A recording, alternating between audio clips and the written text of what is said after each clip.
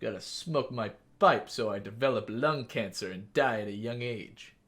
Fucking let's go! Woo! It was a night much like tonight. Raining. Soft drums played in the background. It was quiet. A little too quiet. I sat there, snapping my fingers to the smooth jazz band that I hired to play in my office. Cost me a pretty penny. But so will this case. There's no detective agency like my detective agency anywhere in the city. You can't trust the fuzz. They're corrupt. Can't trust anyone around these parts anymore. Crime rates are through the roof. There's a man sitting on a bench just outside my office.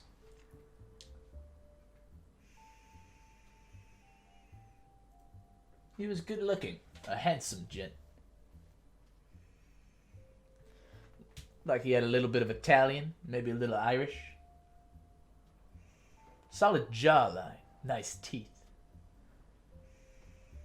Plump lips, perfect for, you know. You could see his bulge in his trousers. God bless this man. More than me, that's for sure.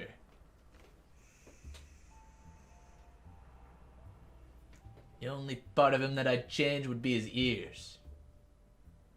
One of them had a nick in it. But that just gave him more character. I made it my goal to fuck this man right in the ass. I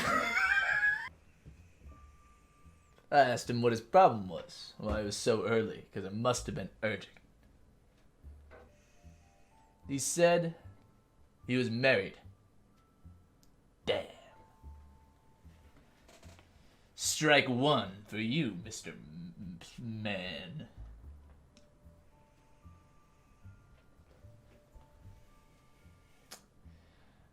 Built up the courage to ask him another question. What about your wife?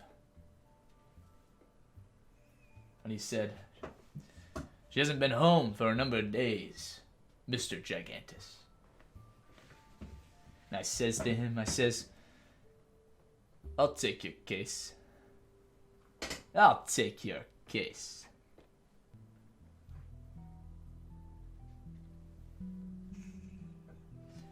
Took me a while and a lot of sleuthing.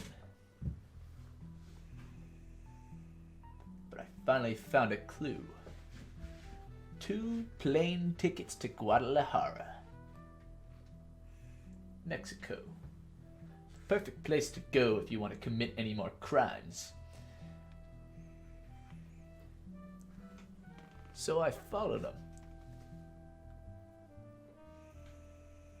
I learned Spanish in high school. Anyways, I was in the hotel, walking down the hall to my room, when I heard a commotion coming from room 203. I put my ear to the door and listened in. Private eye style.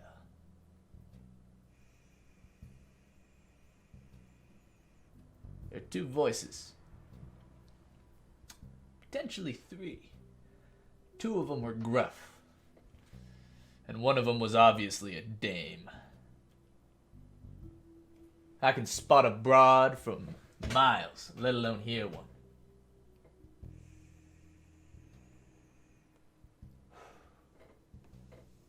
Her voice was shrill, like she was in trouble. 2 men were pushing her around. I could hear it. I could hear stuff breaking.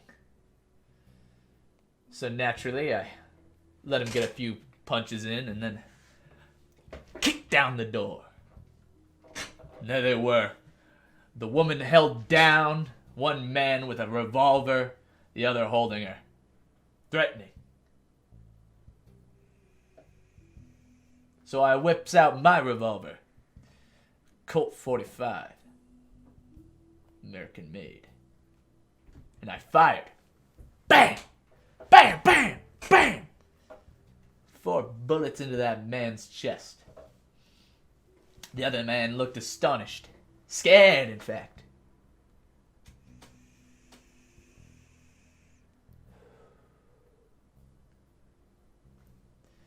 And he jumped out the window holding the dame. I've never seen someone jump from 2 stories up, but he landed without a problem. Superhuman almost. I ran to the window and watched him get away in a car, driven by someone else. I was onto something. Something big.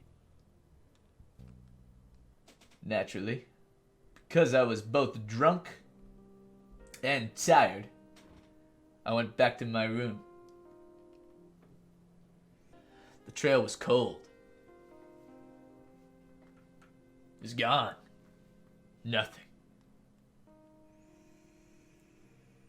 I had no leads. So I decided to order room service. Chilaquiles. My favorite. When they arrived, I opened the silver platter, and to my surprise, there was just a slip of paper. No chilaquiles. I was about to call in, but then I noticed that on that slip of paper was an address. And I had no leads. So I took this one. Called a taxi.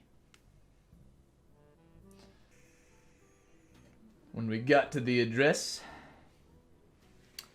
there was no one in sight. Just an old warehouse. So I goes inside. It was unlocked. And right there in the middle of the warehouse, it was empty. Besides a single chair. With a woman. A dame. A broad.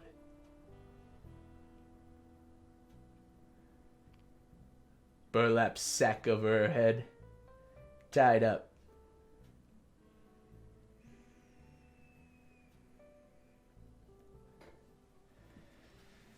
But my intuition told me that this was a trap.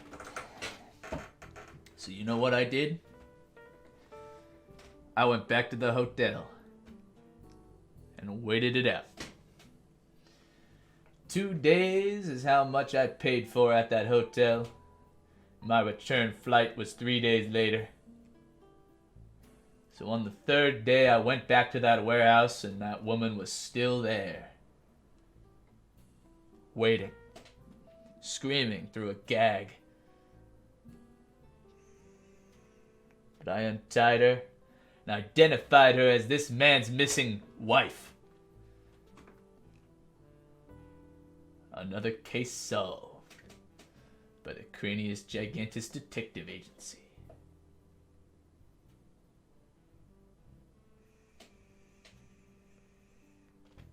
It's as easy as that.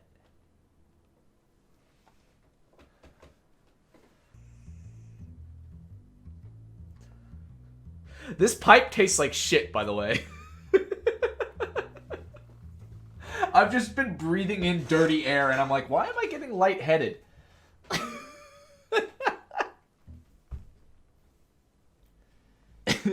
You're right, I'm not a detective. I'm defective.